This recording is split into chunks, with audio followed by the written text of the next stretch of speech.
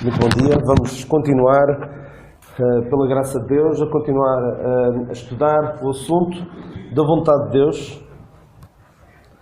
E eu quero começar com uma passagem das Escrituras que já temos lido várias vezes, mas que é, creio eu, a declaração mais básica e mais fundamental e mais importante acerca da vontade de Deus, porque prende-se com todos os homens. E alguns já saberão, já me terão ouvido tantas vezes falar desta passagem, mas é mesmo, creio que é mesmo a mais importante. E lemos em primeira epístola de Paulo a Timóteo, primeira epístola a Timóteo,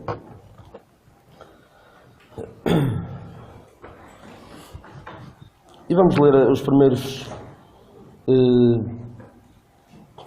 versículos, até ao versículo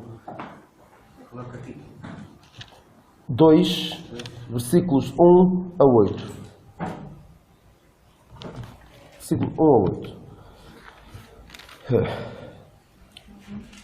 Primeira epístola de Paulo a Timóteo, capítulo 2, versículos 1 a 8.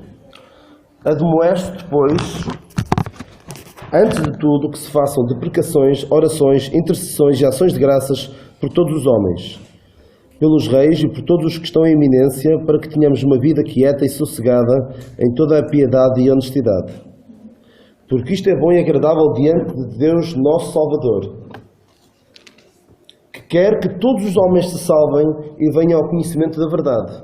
Porque há um só Deus e um só mediador entre Deus e os homens, Jesus Cristo, o homem, o qual se deu a si mesmo em preço de redenção por todos, para servir de testemunho a seu tempo.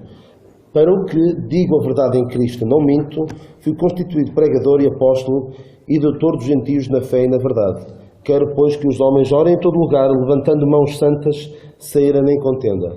Temos aqui muitas verdades importantes da palavra de Deus, nomeadamente esta de que devemos orar pelos nossos governantes, mais do que dizer mal deles, porque dizer mal deles é óbvio que temos de dizer mal deles, mas orar para que tenhamos uma vida quieta e sossegada. Mas também temos aqui que o apóstolo Paulo foi constituído pregador e apóstolo, também é muito importante, algo que nós prezamos muito. Esta verdade, esta mensagem que o Senhor Jesus Cristo glorificado deu do céu ao apóstolo Paulo para transmitir a nós, gentios, mas acima de tudo, Deus quer que todos os homens se salvem e venham ao conhecimento da verdade. Isso é o que Deus quer de todos. E antes de nós estarmos preocupados com o que é que Deus quer para a minha vida, devemos focar-nos nisto.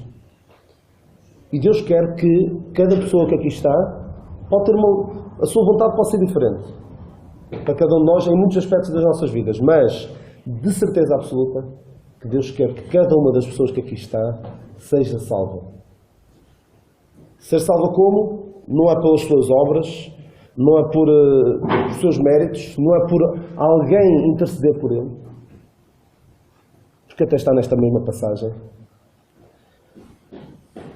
Há só um Deus e um só mediador entre Deus e os homens, Jesus Cristo, o homem. Porque o ser humano tem um problema grave.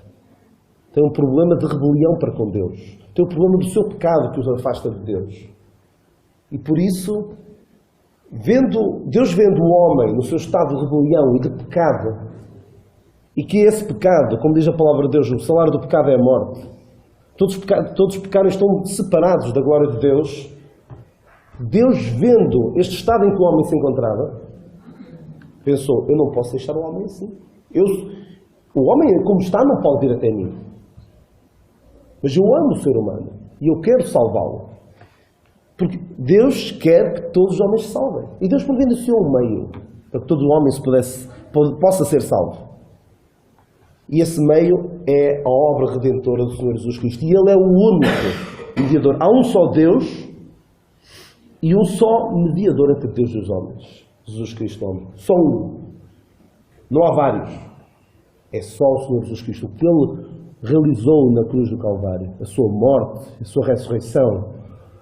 Deus olhou para aquele sacrifício de um inocente e diz agora, todo aquele que olhando para esta obra redentora disser, reconhecendo que é pecador e disser, aquela morte era a minha morte.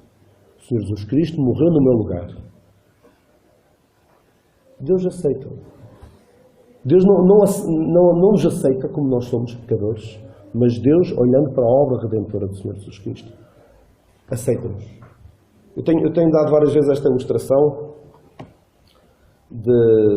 para mostrar como o ser humano por si mesmo não é capaz de chegar a Deus. E o homem tenta de muitas formas chegar até Deus, tenta ser agradável a Deus, mas não consegue de forma alguma. Aquela passagem em que nós lemos, todos pecaram e destituídos estão da glória de Deus. Nós normalmente dizemos separados. Lemos isso em Romanos 3:23.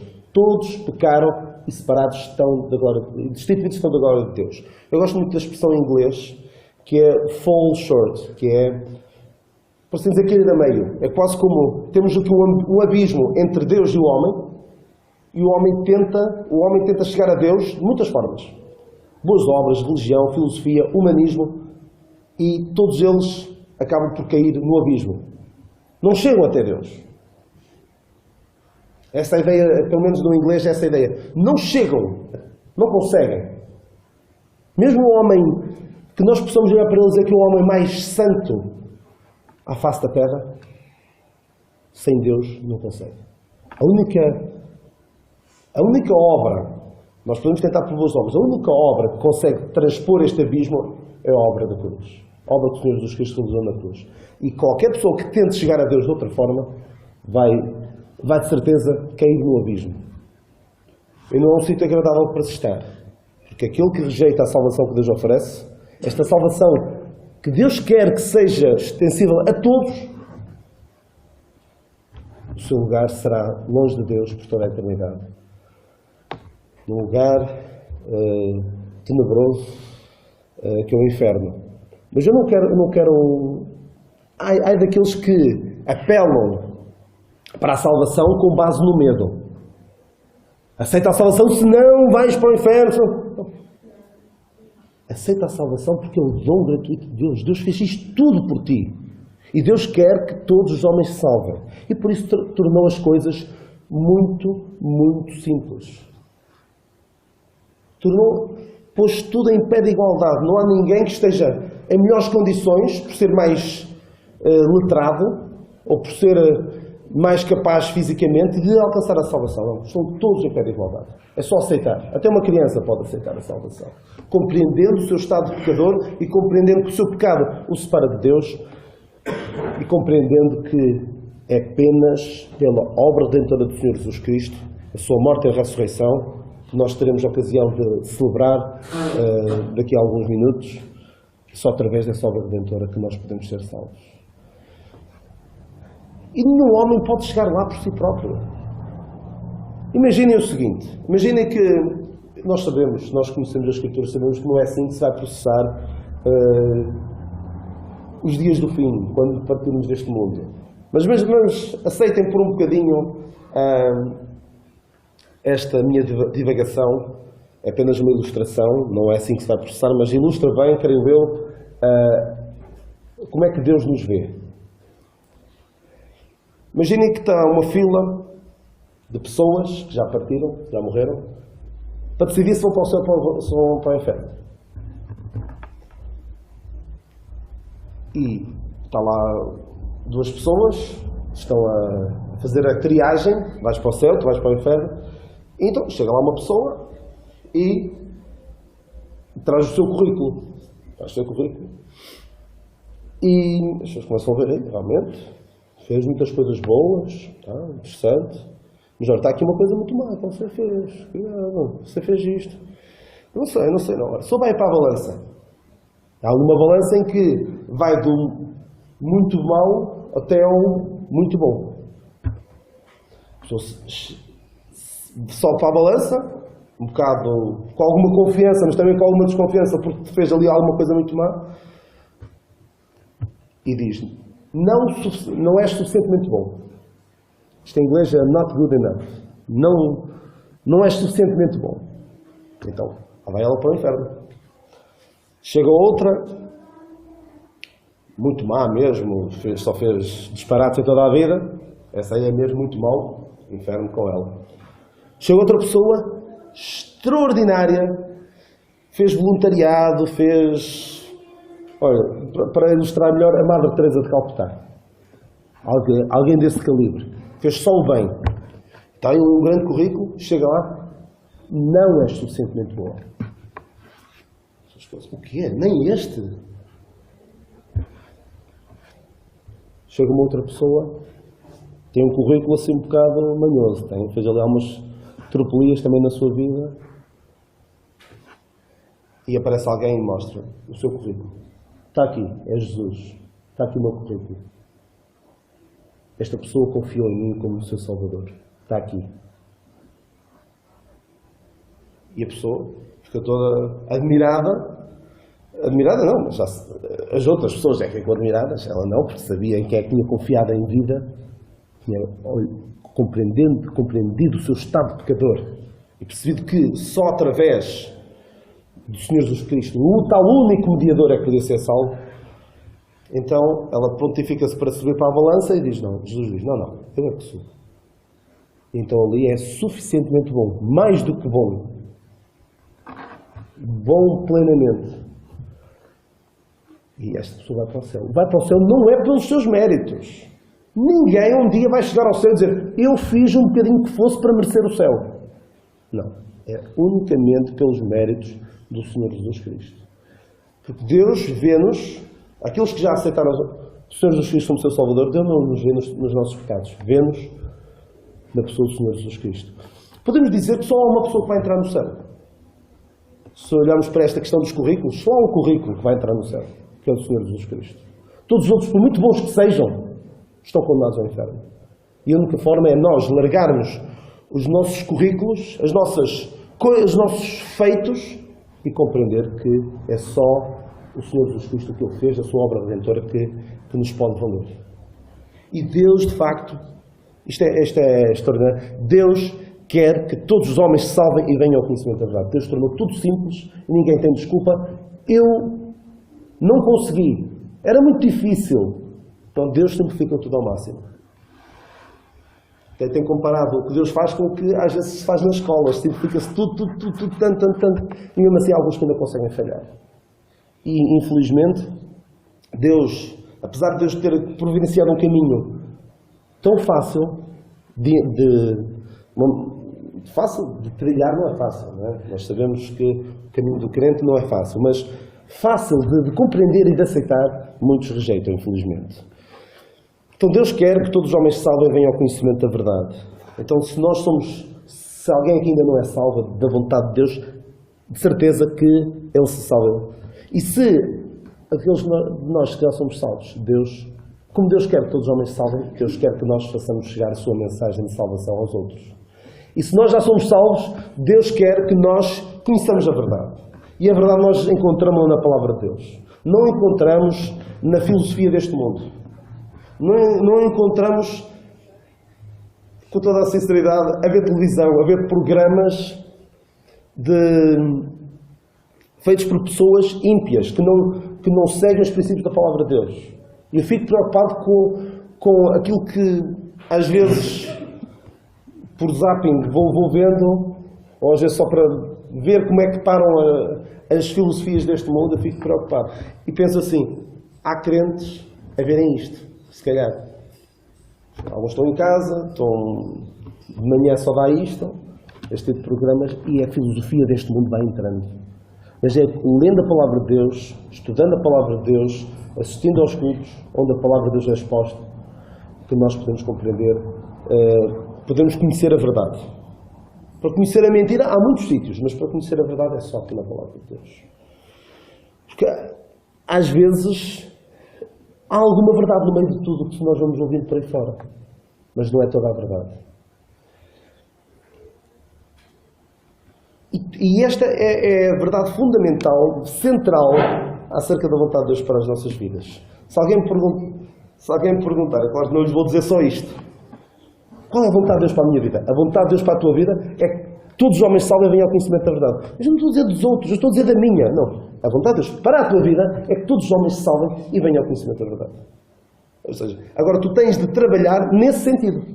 E tens de perceber que a tua missão neste mundo não é propriamente seres feliz, que é o que toda a gente busca, mas é trabalhar para que todos os homens se salvem e venham ao conhecimento da verdade. E eu quero então hoje, hoje e para a semana, pelos vistos, falar um pouco sobre, mas creio que é da vontade de Deus, como é da vontade de Deus que todos os homens se salvem e venham ao conhecimento da verdade, eu creio que é da vontade de Deus ter falado sobre isto. Ora bem, Atos 18, quero ler aqui uma passagem sobre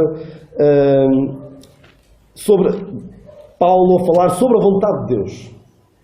Queria ver algumas passagens em que Paulo fala sobre a vontade de Deus. Atos 18.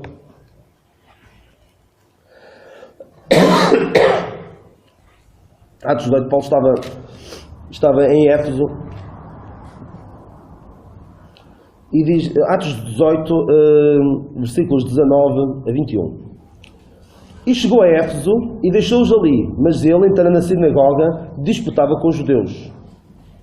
E rogando-lhe eles que ficasse por mais algum tempo, não conveio nisso. Antes se despediu deles, dizendo, querendo Deus, outra vez voltarei a vós. E partiu de Éfeso. Paulo diz, eu não posso ficar, mas se Deus quiser, eu voltarei cá.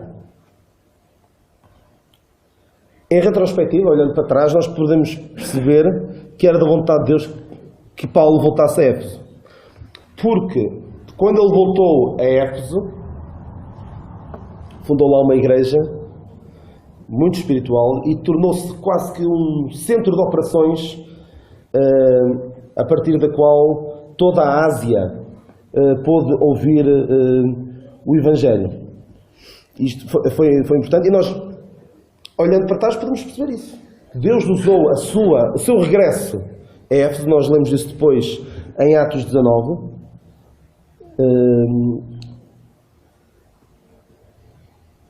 em Atos 19, exatamente. Atos 19, versículos 9 e 10. Mas como alguns deles se endurecessem e não obedecessem, falando mal do caminho perante a multidão, retirou-se deles e separou os discípulos, disputando todos os dias na escola de um certo tirano. E durou isto por espaço de 2 anos, de tal maneira que todos os que habitavam na Ásia ouviram a palavra do Senhor Jesus, assim judeus como gregos. Ou seja, era da vontade de Deus. Porquê?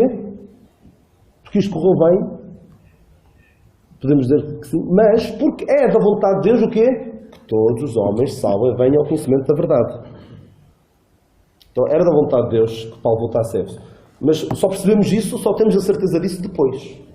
E é um dos problemas que podemos encontrar sobre a vontade de Deus, é que muitas vezes nós só percebemos que é da vontade de Deus depois. Porque antes é muito giro dizer, é da vontade de Deus isto, ou aquilo, que eu faça isto, ou que vá trabalhar para aqui, ou que vá viver para ali. Muitas vezes, só mais tarde é que nós podemos perceber de facto se isso é ou não. Paulo diz a dada altura a Filémon, pode ser que, isso ia ficar para o fim, mas eu vou falar já disso, já para adiantar um pouco, em Filémon que só tem um capítulo,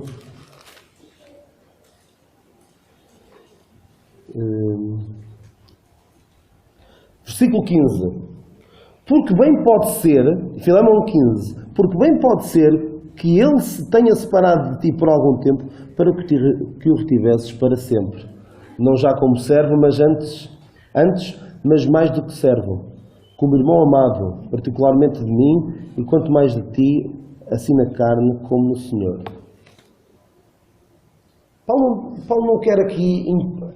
Atenção, Paulo é um apóstolo Paulo, não é um crentezinho qualquer, passa a expressão. Era um apóstolo Paulo. E ele dizia... Pode ser que... Ele tem muitas expressões, estou-me a recordar agora em Filipenses, em que ele diz, espero no Senhor. Expressões que envolvem alguma aparente dúvida de que seja de facto o melhor a fazer. Ele diz, espero no Senhor, julguei com tudo, confio no Senhor que também... Não há aqui expressões muito... perentórias. É da vontade de Deus isto, é da vontade de Deus aquilo. há certas coisas que ele diz claramente, é da vontade de Deus que todos os homens salvem, é da vontade de Deus a vossa santificação, é da vontade de Deus que sejais agradecidos. Mas agora, em certas situações particulares, muitas vezes só a posteriori é que nós percebemos que de facto era da vontade de Deus. E nós percebemos aqui, em relação à situação de Filémon e do seu servo Onésimo, ele diz, pode ser que, e de facto nós olhando em retrospectiva, percebemos que foi bom que Onésimo tivesse fugido para que pudesse ser salvo e pudesse ser muito mais útil ao seu senhor Filémon do que era antes. Outra passagem sobre a vontade de Deus, de Paulo, é Romanos 1:10. Romanos 1:10. Romanos 1:10. Pedindo sempre, nas minhas orações, que, em algum tempo, pela vontade de Deus, se me ofereça boa ocasião de ir ter convosco. Outra versão diz, Deus faça prosperar a minha viagem até vós. Lembra-se, Paulo está a escrever aos Romanos. E quem conhece um pouco da palavra de Deus, percebe que a sua viagem até aos Romanos, do ponto de vista humano, meramente humano, foi tudo menos próspera. O apóstolo Paulo, para chegar até Roma, foi preso, foi maltratado, esteve quase à morte. Houve umas pessoas que até fizeram um voto de que não voltavam a comer até que o matassem. E passou do pior para chegar até Roma. E esta passagem, e aquilo que seguiu, desde que ele escreveu isto aos Romanos, até ele chegar a Roma, nós podemos perceber que, por vezes, a vontade de Deus, qual é a vontade de Deus? Que todos os homens se salvem, venham ao conhecimento da verdade, por vezes, passa a expressão, aleija. Não é assim tão agradável, do nosso ponto de vista, quanto nós gostaríamos. Mas este mesmo apóstolo Paulo, escrevendo aos Romanos, diz no capítulo 12, versículo 2, que a vontade de Deus é boa, agradável e perfeita. Mas diz antes, não vos conformeis com este mundo, mas transformai-vos pela renovação do vosso entendimento, para que experimenteis qual seja a boa, agradável e perfeita vontade de Deus. Porque se não nos transformarmos pela renovação do nosso entendimento, as coisas que vêm à nossa vida nós não as vamos encarar como sendo boas, agradáveis e perfeitas. Vamos andar aqui completamente à deriva, sem perceber porque é que estas coisas nos estão a acontecer e sem saber como reagir a estas situações que estão a acontecer nas nossas vidas. Mas o apóstolo Paulo, ainda em relação à sua ida a Roma, temos outra passagem que depois está relacionada com esta, que é aquela passagem em que Paulo é preso. Não, Paulo é preso não, Atos 21. Vamos só pegar nesta passagem de Atos 21 e já vamos fazer aqui uma análise a esta passagem. Em Atos 21, versículo 10, Atos 21, 10, Paulo é avisado de que se for a Roma, se for a Jerusalém, vai ser preso. 21:10. E demorando-nos ali por muitos dias, chegou da Judeia um profeta, por nome Ágabo, e vindo ter connosco, tomou a cinta de Paulo e ligando-se os seus próprios pés e mãos, disse, isto diz o Espírito Santo, assim ligarão os judeus em Jerusalém o varão de quem é esta cinta e a entregarão nas mãos dos gentios. E ouvindo nós isto, rogámos-lhe, tanto nós como os que eram daquele lugar, que não subisse a Jerusalém.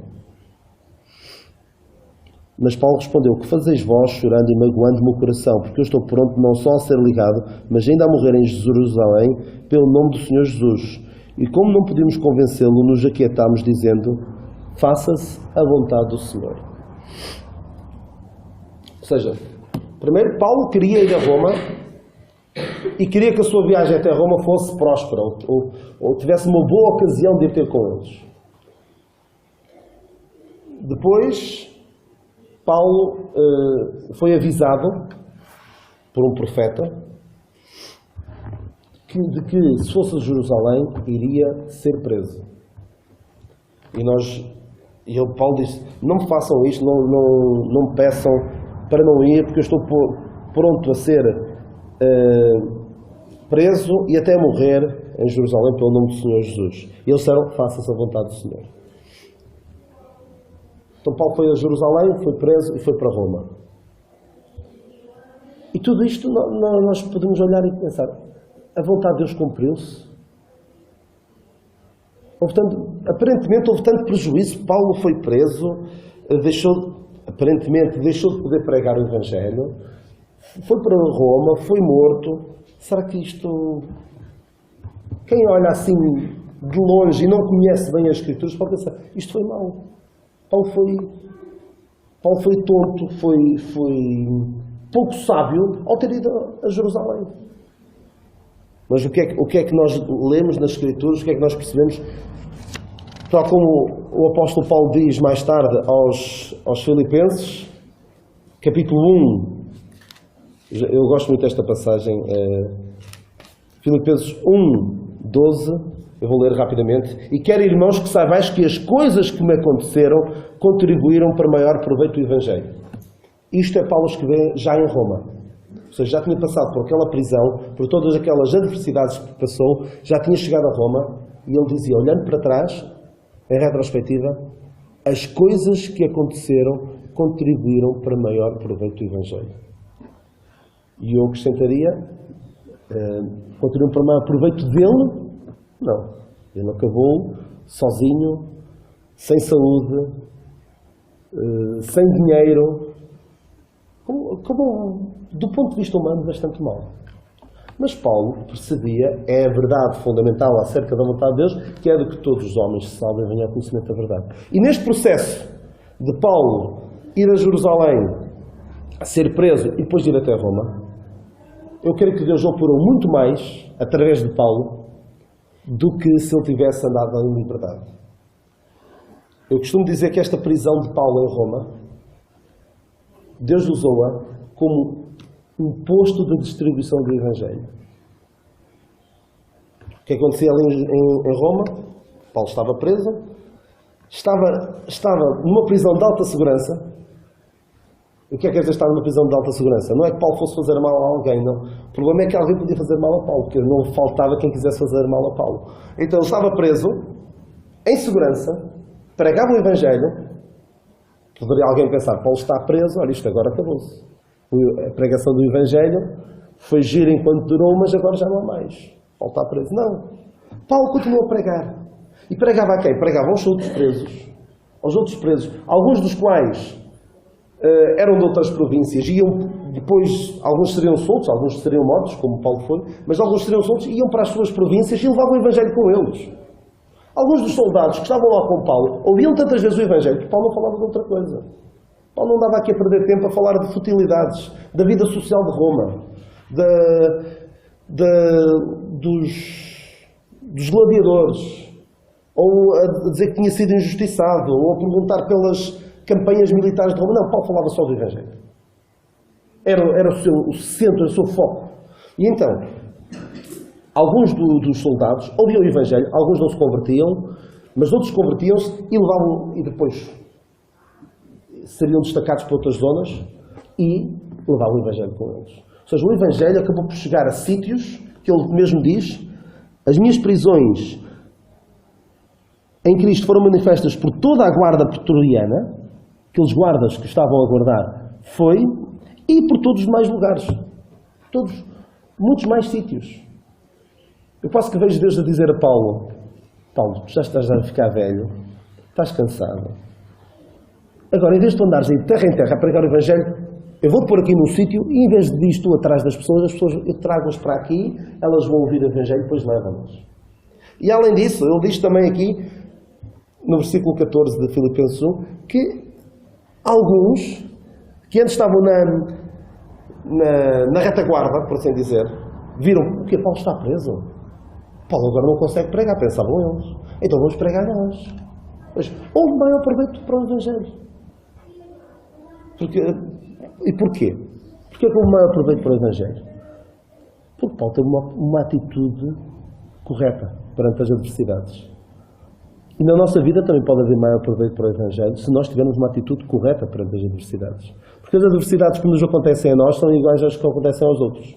Não há aqui nenhum tipo de proteção especial só pelo facto de crer no Senhor Jesus Cristo. Como alguns dizem que se creres no Senhor, nada de mal vai acontecer. O problema é quando acontece. Acontece e depois as pessoas, então, Deus está a brincar comigo. Deus prometeu-me que nenhum mal me ia suceder e está a acontecer. Mas não, o mal vai acontecer na mesma. Agora, a questão é como é que nós usamos as adversidades para que a vontade de Deus se cumpra. Porque a vontade de Deus é de que todos os homens salvos venham ao conhecimento da verdade. Há um outro episódio fantástico, em Filipos, na terra onde viviam estas pessoas a quem Paulo está a escrever aos Filipenses, que ilustra bem isto. Paulo foi preso, pregou o Evangelho, na altura expulsou um demónio de uma jovem que o demónio que ela tinha ajudava a adivinhar e dava dinheiro aos seus patrões. Então ele expulsou um demónio e causou alvoroço ali na cidade, os patrões não gostaram, então trataram de prender. Paulo e o seu companheiro de viagem, Silas, foram presos. O que é que eles fizeram? Não há direito, vocês são isto, são aquilo. Eles cantavam e oravam a Deus na prisão. E os outros presos escutavam. Isto fez toda a diferença. Porquê? Porque se Paulo e Silas tivessem andado ali a barafustar, ou a lamentar-se, ou a dizer Deus abandonou-nos, não haveria proveito para o Evangelho nenhum. Mas houve, porquê? Porque veio um terremoto, os presos não fugiram, o carcereiro que se ia matar pergunta: que é necessário que eu faça para me salvar? Pensando creio eu, que se calhar eu pensava salvar era salvar daquela situação. E Paulo diz: crê no Senhor Jesus Cristo e serás salvo tu e a tua casa. E então o carcereiro foi salvo. Foi salvo porquê? Porque Paulo, perante a adversidade que teve, não se deixou ir abaixo, mas continuou a confiar no Senhor e a pregar o Evangelho, porque ele percebia que o mais importante de tudo é que todos os homens salvos venham ao conhecimento da verdade, e isso de facto aconteceu.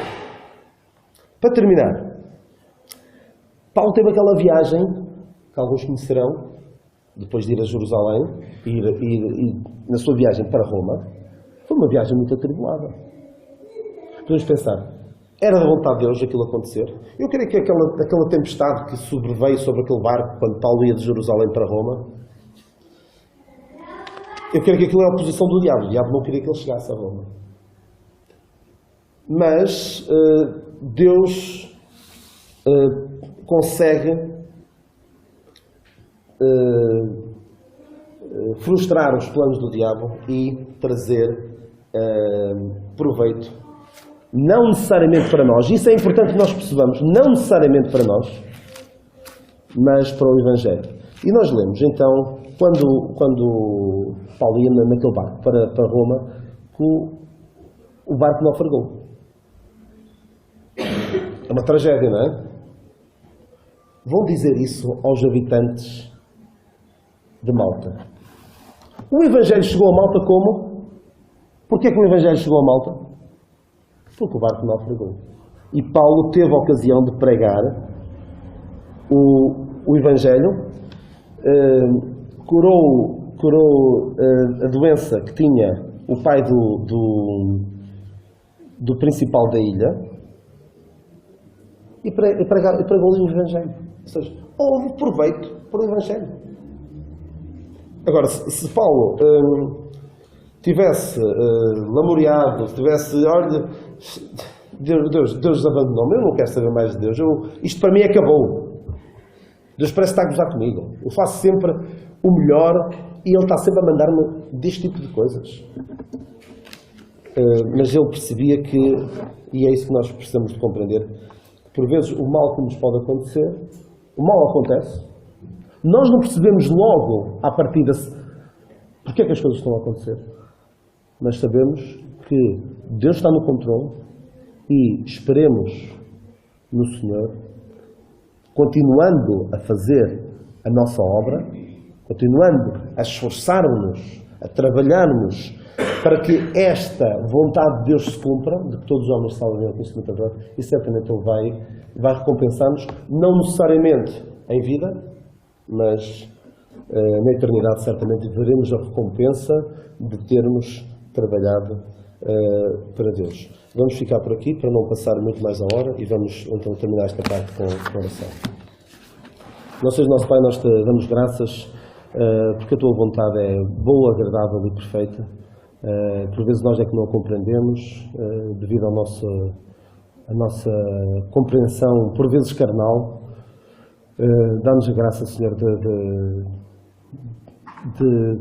tentarmos, nos esforçarmos por que a Tua vontade de que todos os homens se salvem e venham ao conhecimento da verdade se cumpra. Nós queremos, certamente todos nós queremos trabalhar nesse sentido, porque percebemos que uma alma que parte para a eternidade sem Ti é a maior tragédia humana, e uma alma que parte para a eternidade contigo é a maior bênção que alguém pode ter, a maior alegria que alguém pode ter, pois compreendeu o grande amor com que foi amado, compreendeu também o pecado que o separava de Ti, e graças à tua obra redentora que Tu idealizaste, pode agora, tendo confiado nessa obra, pode gozar toda a eternidade junto a Ti.